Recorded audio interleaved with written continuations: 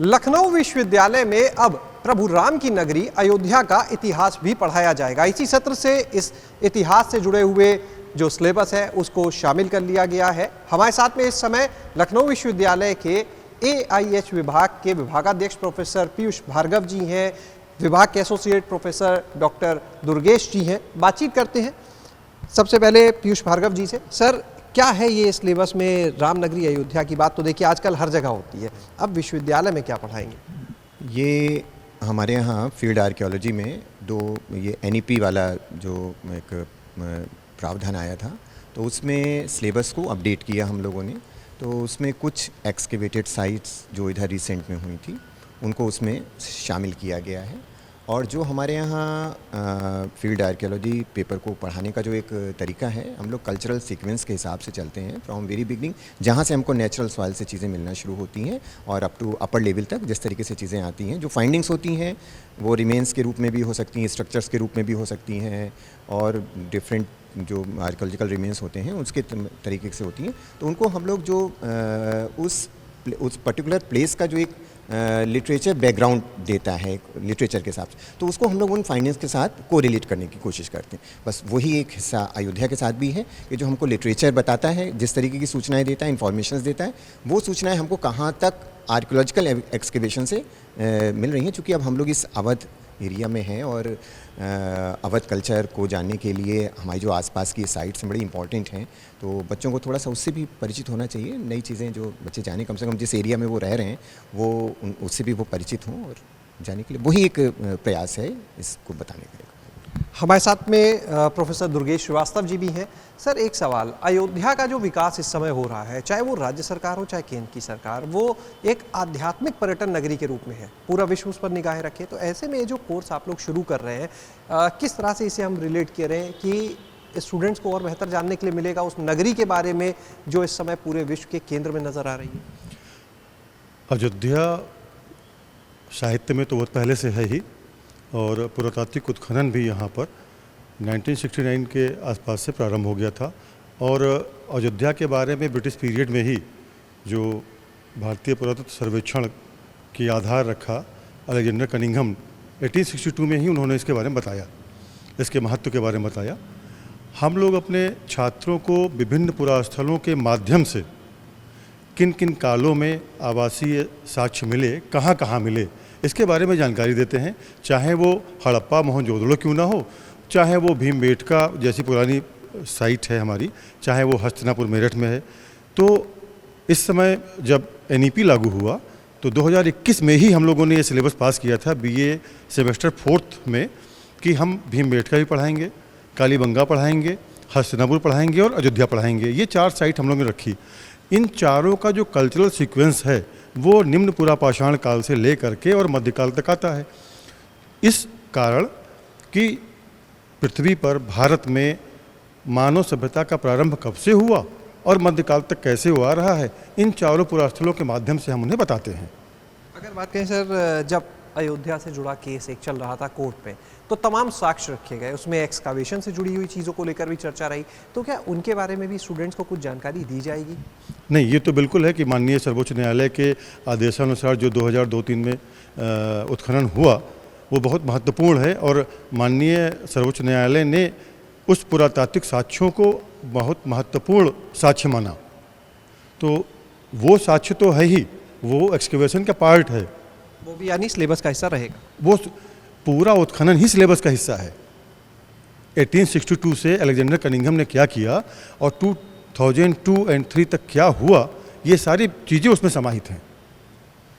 तो आपने सुना यहाँ पर कि किस तरह से अयोध्या में जब हम बात करते हैं एक्सकावेशन की, जब हम बात करते हैं उत्खनन की, तो वहाँ पर किस तरह से इस नगरी का विकास हुआ, किस तरह से प्राचीन अयोध्या से लेकर मध्यकालीन अयोध्या तक यहाँ पर जो चीज़ें रहीं, अभी अगर हम वर्तमान की बात करते हैं जिस तरह से कोर्ट के आदेश पर वहाँ पर उत्खनन का काम हुआ, इन सभी चीज़ों के बारे में जो छात्र छात्राएँ होंगे उनको महत्वपूर्ण जानकारी दी जाएगी। प्रभु राम की नगरी अयोध्या, जिसकी चर्चा आज सिर्फ देश नहीं बल्कि विदेशों में भी होती है, अब उसके इतिहास के बारे में, खास तौर से उसके एक्सकावेशन से जुड़ी चीज़ों के बारे में लखनऊ विश्वविद्यालय के छात्र छात्राएं भी पढ़ेंगे। हमारे साथ में लखनऊ विश्वविद्यालय के कुलपति प्रोफेसर आलोक राय जी हैं। सर, प्रभु राम की नगरी अयोध्या की चर्चा हर जगह है इस समय, देश में विदेश में, और जिस तरह से डेवलपमेंट हो रहा है सब देख रहे हैं। इस बीच में एक नया कोर्स आप लोग भी लेके आ रहे हैं, क्या है ये? देखिए, हम लोग पूरे हिंदुस्तान में राष्ट्रीय शिक्षा नीति 2020 का इम्प्लीमेंटेशन करने वाला पहला विश्वविद्यालय है। एकेडमिक सेशन 2020-21 से अपने पोस्ट ग्रेजुएट प्रोग्राम में और 21-22 से अपने अंडर ग्रेजुएट प्रोग्राम में हमने NEP लागू कर दिया। उसके लाइट में हमने अपना कंप्लीट स्ट्रक्चर सिलेबस का चेंज कर दिया। तो BA 4th सेमेस्टर में आर्कियोलॉजिकल एक्सकेवेशन हम पढ़ाते हैं। उसमें एज अ इंस्टीट्यूशन ये हमारी जिम्मेदारी है कि हम जो भी कंटेम्प्रेरी चीज़ है, जो भी समीचीन है, जो भी जिसका कोई सिग्निफिकेंस है, जो नॉलेज को फर्दर करने के लिए और रिसर्च के लिए इम्पोर्टेंस रखता है, ऐसी सभी चीज़ को हम पढ़ाएं अपने बच्चों को। तो अयोध्या में जो एक्सकेवेशन है उसका जो भी कल्चरल सीक्वेंसिंग है, क्योंकि जब सभ्यता आई तो उसका एक कल्चरल सीक्वेंस विषय के लिहाज से भी बनाया गया। तो उसमें as part of the curriculum in semester 4 of in department of ancient Indian history and culture में ये विषय पढ़ाया जा रहा है। राष्ट्रीय शिक्षा नीति 2020 के तहत जो हम लोगों ने अपना कंप्लीट सिलेबस रीस्ट्रक्चर किया था। अयोध्या की अगर बात करें तो माना जा रहा है जनवरी 2024 में भव्य राम मंदिर जो है वहाँ पे रामलला विराजमान होंगे। उससे पहले डेवलपमेंट के तमाम प्रोजेक्ट्स पूरे हो जाएंगे, जाहिर है कि बड़ी संख्या में लोग जाएंगे।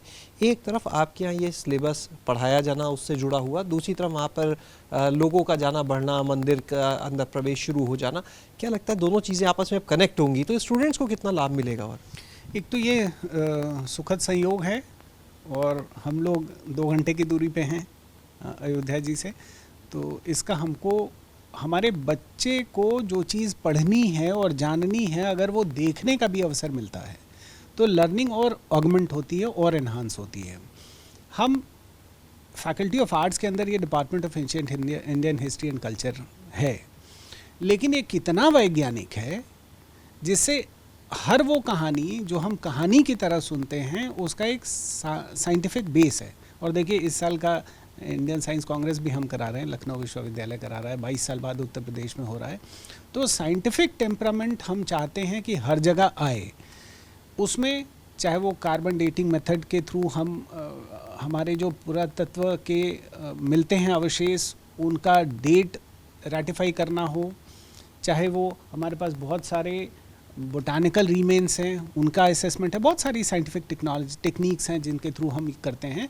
तो अगर बच्चा जो चीज़ें किताब सुनता रहा होगा, फिर पढ़ रहा है और पास में जाके देख भी सकता है, एसेस भी कर सकता है और ख़ुद से भी वो कार्य कर सकता है, तो वो लर्निंग को बहुत डीपन करता है और लर्निंग को ऑगमेंट करता है और इसी तरह से विषय फर्दर करता है, छात्रों का भविष्य फर्दर करता है। यानी अभी तक हम अयोध्या के बारे में जो आम जन जानता है वो धार्मिक महत्व उसका जानता है, आध्यात्मिक महत्व जानता है, लेकिन अब वैज्ञानिक महत्व जान पाएगा। एग्जैक्टली, बहुत प्रिसाइसली आपने कहा यही बात। प्रभु राम की जो वंशावली है, जाहिर सी बात है उसके बारे में पढ़ने को मिलेगा। फिर तो जब हम इतिहास की बात करेंगे तो प्रभु राम से जुड़ी भी एक एक चीज़ और बेहतर जान पाएंगे। वो बिल्कुल, ये काम उस विभाग के एकेडमिशियंस का है कि वो स्पेसिफिक कंटेंट क्या बनाते हैं। देखिए, सिलेबस बनने की एक प्रक्रिया है, वो विभाग में टीचर्स के बीच में डिस्कस होता है, फिर वो बोर्ड ऑफ स्टडीज़ में जाता है, वहाँ से फैकल्टी बोर्ड में जाता है, वहाँ डिस्कशन होता है, फिर एकेडमिक काउंसिल में जाता है, वहाँ से अप्रूव होता है, फिर एग्जीक्यूटिव काउंसिल अप्रूव करती है। तो एक लेंदी प्रोसेस है जो शुद्ध रूप से विषय के विशेषज्ञ ये डिटरमिन करते हैं कि उसके कंटेंट को क्या रखना है। 4th सेमेस्टर में है तो कितना रखना है, यही 5th या 6th सेमेस्टर में होगा तो कितना रखना है, और हम 4 ईयर अंडर ग्रेजुएट प्रोग्राम चला रहे हैं तो 7th या 8th में अगर हम उसको रख रहे हैं तो उसमें डेप्थ क्या रखनी है, पोस्ट ग्रेजुएट का कंटेंट होगा तो हमको उसमें क्या रखना है। ये विषय के विशेषज्ञों का अधिकार है और वो लोग बहुत ही रिसर्च के बाद इस तरह के चेंजेस कर रहे हैं। सर, एक आखिरी सवाल, राम मंदिर जो बन रहा है उसको लेके तो लोगों में उत्साह दिखता है, वहाँ पर जाते हैं तब भी। एज एकेडमिशियन जब इस विषय को आप लोग शुरू कर रहे हैं, इस सत्र से आएगा, आप लोग कितने उत्साहित हैं? बिल्कुल, देखिए, कोई नई चीज़ आती है तो नई चीज़, छोटे बच्चे हम लोग थे, नए क्लास में जाते थे, नई किताब खरीदते थे, तो बहुत उत्साह होता था। कुछ दिन तो बहुत ही ज़्यादा पढ़ाई भी ज़्यादा करते थे। इसी तरह से जब टीचर जब हम कोई नया पेपर पढ़ाने जाते हैं तो हमारा ज़्यादा उत्साह बढ़ता है। अगर वो हमारे रिसर्च से निकला हुआ है तो उस क्लास में और ज़्यादा दिल और दिमाग, सिर्फ दिमाग से क्लास नहीं होती, वो दिल से भी क्लास होती है। तो एक उत्साह तो रहता ही है। जो चीज़ आपने खुद से रिसर्च की, जो कंटेम्प्रेरी है, जिसका सोशल एकेडमिक सिग्निफिकेंस बहुत ज़्यादा है, तो ऑब्वियसली उसके प्रति इंटरेस्ट ज़्यादा रहता है। बहुत बहुत शुक्रिया बात करने के लिए। तो ये थे हमारे साथ में प्रोफेसर आलोक राय जी, जिन्होंने बताया कि किस तरह से अयोध्या के धार्मिक और आध्यात्मिक महत्व के साथ स्टूडेंट्स जो है उसके वैज्ञानिक महत्व को जानेंगे। एक एक चीज़ के बारे में बारीकी से उनको बताया जाएगा। रामनगरी अयोध्या से जुड़े हुए जिन किस्से और कहानियों को अब तक आप दूसरों से सुनते आए, जिन किस्से कहानियों को अब तक धार्मिक किताबों में पढ़ते आए, उन्हें छात्र छात्राएं अब अपने सिलेबस में पढ़ पाएंगे। लखनऊ विश्वविद्यालय के AIH विभाग में इसकी पढ़ाई होगी, जिसे लेकर एक पूरा पेपर भी तैयार किया गया है। और इस पेपर में छात्र छात्राओं को प्रभु राम की नगरी अयोध्या के वैज्ञानिक इतिहास के बारे में बताया जाएगा और प्रभु श्री राम व उनकी वंशावली के बारे में भी जानकारी दी जाएगी। कैमरा सहयोगी हरिओम के साथ शैलेश अरोरा, ABP गंगा, लखनऊ।